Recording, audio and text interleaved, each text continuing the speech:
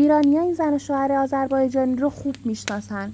زن و شوهر روستایی که به دوست داشتنی ترین میلیاردرهای جهان تبدیل شدن.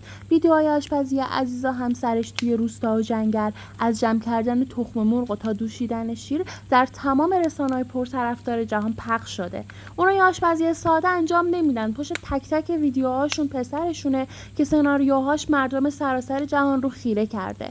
اما داستان از اینجا شروع شده که پسرشون امیرارسلان بعد از راه اندازی رستوران تو باکو ورشکست میشه و مجبور شد به روستاشون برگرده. اما بعد یه مدت تصمیم گرفتن که از آشپزی و سبک زندگی پدر و مادرش ویدیو بسازه. اون وقتی دید روستا اون از استرس رها کرده، سناریوهایی طراحی کرد که مخاطب با دیدنشون برای چند دقیقه از استرس رها بشه. اون بدون اینکه پدر و مادرش کلمه‌ای حرف بزنن، از عناصر ساده مثل سگ و گربه، صدای قاز و صدای طبیعت برای انتقال حس آرامش استفاده کرد. امیرارسلان در واقع تونست با رفع خطاها خودش و خانواده‌اش رو میلیاردر کنه.